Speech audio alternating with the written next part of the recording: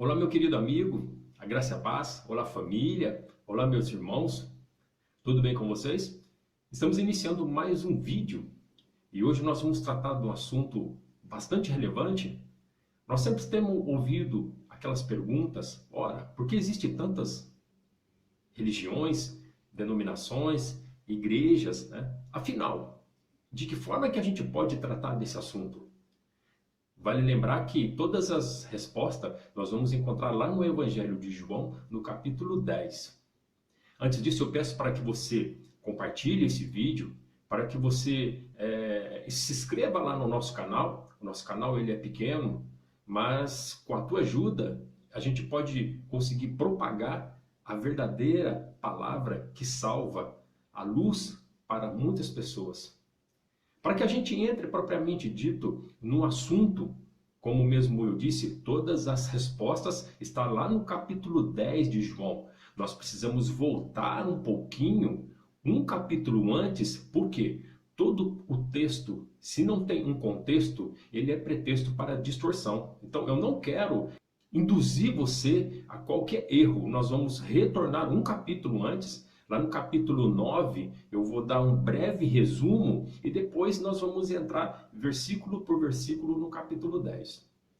Lá no 9, então, nós vemos um relato que Jesus ele estava caminhando e ele, claramente, que aonde o Messias ele está, sempre tem alvoroço, sempre tem pessoas. Muitas são pessoas curiosas que não têm compromisso nenhum com a verdade. E ele se depara com um cego. E ali, claramente, já se ouve acusações e dúvidas. Olha, mestre, ele é cego desde nascença. Afinal, ele está assim por quê? Por causa do pecado dele ou por causa de seus pais? O Messias, então, adverte nenhum e nem outro. Ele está nessa condição por quê? Para que se manifeste a glória do Altíssimo na vida dele. Muito bem. Então aí, o que o Messias faz? A história nos conta que ele gospe, né? A saliva dele, né? Ele mistura com barro, né? Ele passa nos olhos do cego e dá para ele uma ordem. Olha, agora você vai até o tanque de Siloé e se lave. Então ele assim o fez e ele voltou a enxergar. E claramente que já houve um alvoroço, né? Automaticamente pegaram este cego, que não é mais, levaram ele até a sinagoga diante dos fariseus. E ali já começou as acusações. Olha, quem é este que faz tal feito? Né? Como que ele pode curar um pecador? Quantas acusações! Nós vemos tantas acusações e o dia de hoje não é diferente. Eu vejo que muitas pessoas hoje estão fora das denominações. Nós podemos entender pessoas desviadas do caminho certo, muitas vezes por causa desses fariseus, desses líderes que têm apontado o dedo e que têm sempre traz acusações. Então é aquela coisa, eles são sempre pedra de tropeço para desviar as pessoas. Muito bem. Então ali eles acusam bastante, duvidam claramente do cego, né? Talvez ele nunca foi cego, ele estava mentindo, né? E ali então eles acabam expulsando esse cego da sinagoga. Por quê? Porque todos ali eram religiosos. E ele foi expulso. E aí, claramente que como o Messias ele estava muito próximo, eles se reencontram novamente. E ali o Messias então se declara a ele, que ele é o Filho do Altíssimo, né? Que ele veio tão somente para trazer luz aos cegos. Ele veio para libertar os cegos. E ali os fariseus ali então exclamam a ele: olha, você está chamando nós de cego? E o Messias ali responde: olha, se você acha que você é cego, então o pecado ele continua. Então, essa é apenas um resumo do verso do capítulo 9, né, perdão, para que agora a gente vá entrar no capítulo 10, aonde nós vamos trazer à luz todas as nossas dúvidas relacionado às denominações, tá? Só que agora a gente vai diretamente lá no livro e nós vamos, versículo por versículo, nós vamos apontar e nós vamos trazer ali uma breve explanação, tá? Então vamos lá para o livro. Muito bem, queridos. Nós vamos utilizar esse ambiente. Acredito que vai ficar bom para a sua interpretação. Nós já estamos aqui no livro de João, capítulo 10, que tem como tema o pastor e o rebanho. No primeiro versículo, aqui diz assim: na verdade, vos digo que aquele que não entra pela porta do curral das ovelhas, mas sobe por outra parte, é ladrão e salteador. Nós estamos usando aqui a versão João Ferreira, tá? Revista e corrigida.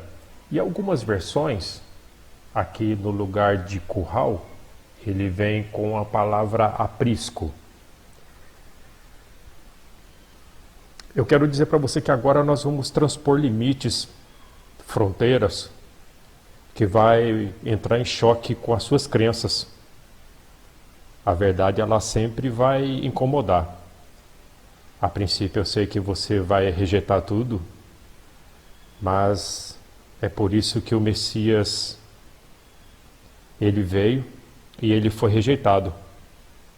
Ele nunca confrontou o pecador. Ele sempre confrontou aqueles que queriam roubar as ovelhas. Muito bem.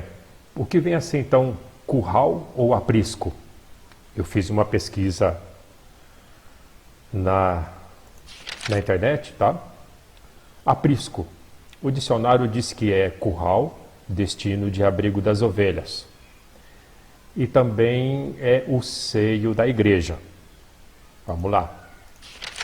O segundo diz assim, que curral ou aprisco é a igreja, como abrigo de fiéis, configurado como rebanho. Todas as ovelhas de Deus estão no aprisco. Lar, casa, abrigo, choupana.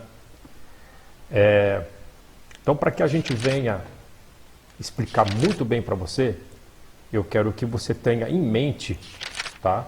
Que isso aqui que você está vendo aí, ó, é um aprisco, um curral, tá? E eu quero que você mentalize que aqui é a porta, tá? Tanto faz aqui, ó, aqui sempre vai ser a porta, tá? Vamos lá. Na verdade, vos digo que aquele que não entra pela porta, aquela porta lá que eu te mostrei, tá? No curral das ovelhas ou aprisco, mas sobe por outra parte, é ladrão e salteador. Vale lembrar que quem entra por essa porta sempre vai ser as ovelhas. Nunca vamos ver um líder, um fariseu entrando por essa porta. Ele sempre vai entrar por outra porta. Tá? Verso 2. Aquele, porém, que entra pela porta é o pastor das ovelhas. Verso 3. A este o porteiro abre, e as ovelhas ouvem a sua voz, e chama pelo nome as suas ovelhas e as traz para fora. Tá? Então, percebam bem que somente o pastor, o único pastor, ele entra pela porta, tá? Pela porta do aprisco, e ele chama as suas ovelhas para fora. Verso 4. E quando tira para fora as suas ovelhas, vai adiante delas, tá? Ó, vai adiante delas. As ovelhas o seguem porque conhecem a sua voz. Prestem muita atenção, hein? Verso 5. Mas de modo nenhum seguirão o estranho, antes fugirão dele, porque não conhecem a voz dos estranhos. Tá? Verso 6. O Messias disse esta parábola, mas eles não entenderam o que era que lhe dizia. Você sabe muito bem que sempre o Messias ele vai falar por parábolas.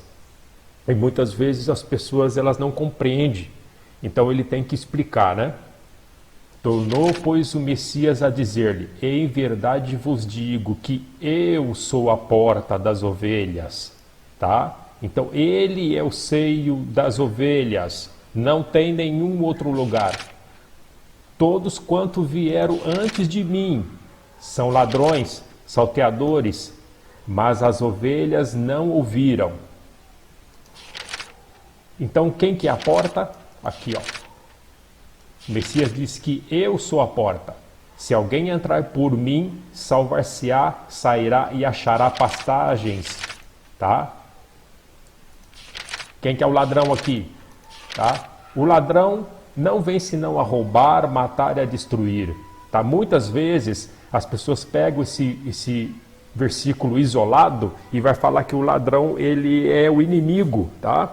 Então nós vemos aqui em João 10, tá?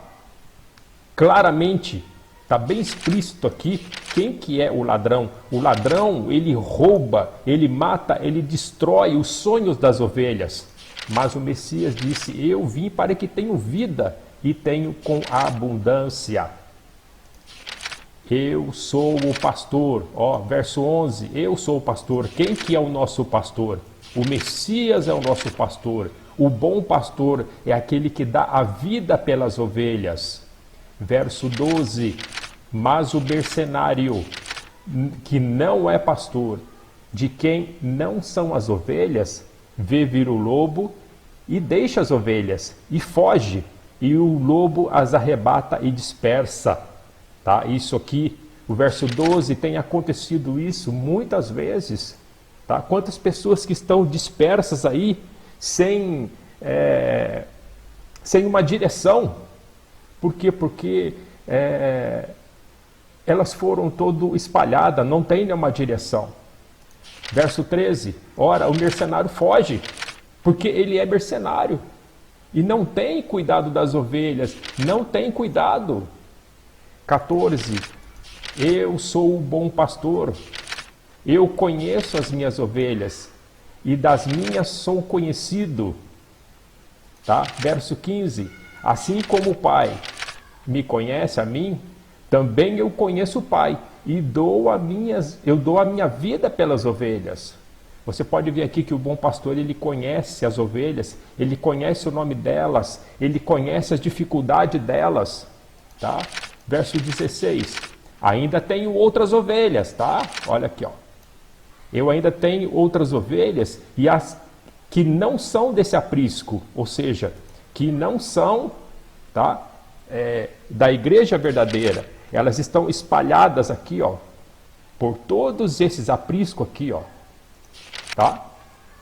Também me convém agregar-lhes, e elas ouvirão a minha voz, e haverá um rebanho e um pastor, tá? Não está falando aqui vários pastores, tá? Que está falando um pastor.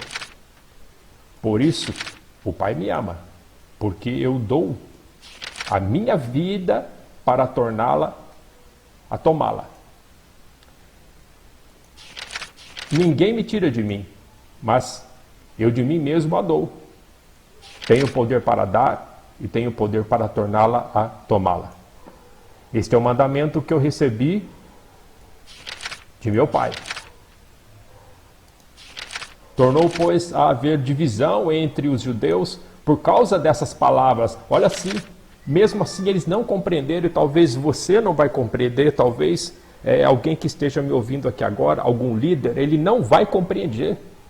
Ele não vai compreender porque muitas vezes é cego. Tá? Verso 20, e muitos deles ainda dizem, tá? Tem demônio, e está fora de si, porque não ouves. Ou seja, os próprios judeus fariseus ali, ó, eles estão ali achando que ele fala por demônios. Verso 21, outros ainda dizem, essas palavras não são de endemoniado? Pode, porventura, um demônio abrir os olhos aos cegos? Eu acho que João 10, ele dá toda a resposta para nós acerca por que hoje tem várias religiões, né? Por que hoje tem várias portas. Mas eu quero dizer para você que há uma única porta, onde há um único pastor, aquele que conhece o seu nome. E eu espero que você tenha um entendimento dessa mensagem, que você consiga ouvir a voz do verdadeiro pastor e que você saia para fora.